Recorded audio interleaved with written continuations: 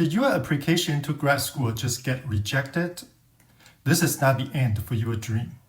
What should you do though? Let me strategize for you today. Also, please stay at the end for today's video because I will disclose my personal experience of getting accepted to the best PhD program in pharmaceutical sciences in the world.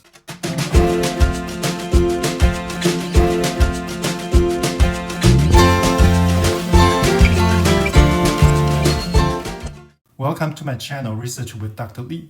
This channel shares tips to help students thrive in their graduate studies. Let's talk about scenario 1. You got rejected without an interview. This means your application was not as strong as others, or you were not the best fit to the program you applied to. These are what you can do. First, examine your CV and answer the following questions.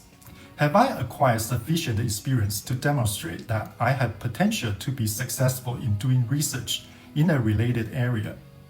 Do I have proofs supporting that I am a good scientist, such as research-related awards or publications? If not, you need to gain more research experience by doing volunteering, and specifically express your goals to your supervisor and ask them to help you achieve those, such as peer-reviewed publications. You also need to study the graduate programs you are applying to and their professors, and analyze whether your education and research backgrounds fit their research direction and whether you can already contribute to their program. Please note that their needs could be very specific. For example, if they are working with lipid nanoparticles, they might be less interested in candidates with a background in inorganic nanoparticles. Once you have improved your CV, you can contact professors that you are interested in working with. If you receive a response from them encouraging you to apply to their program, this is a great indicator of success. Remember, only send your CV to the professors whose research program are a good fit to your background and qualifications. Never randomly send your CVs. Scenario 2. You were interviewed, but then receive a rejection.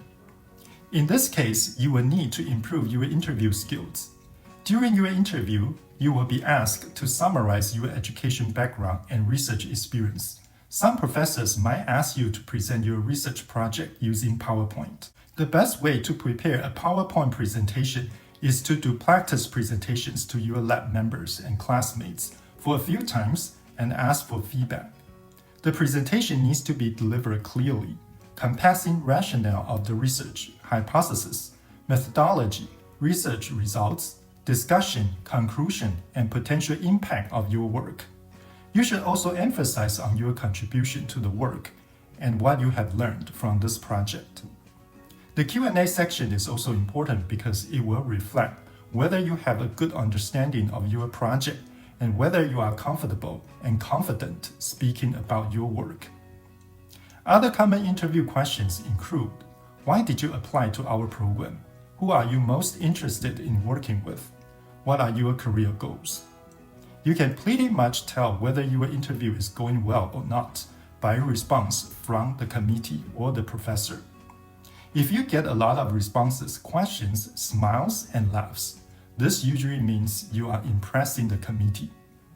If you feel the energy is low and the interview is short, this could mean that the committee is not very interested in you. Scenario 1 represents most rejections. In this case, you really need to work on your qualifications and make yourself a competitive candidate. If you have a first author publication in a good peer-reviewed journal, you often will be ranked high. Now, let's talk about my personal experience of getting admitted to the UNC Chapel Hill PhD program in pharmaceutical sciences. When I applied to the program, I already had a master's degree in pharmaceutical sciences and a second author paper in a pharmaceutics journal. After that, I worked in a research institute for 4 years with 3 patent applications. I won a poster award in an international conference.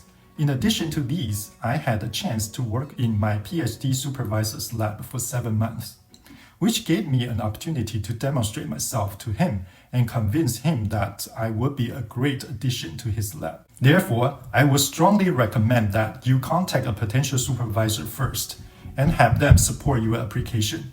Of course, they will only support if you are a strong candidate. Put +1 in the comment to let me know that you find the content helpful. And again, don't forget to like, share, and subscribe to my channel. This is Research with Dr. Lee. See you next time.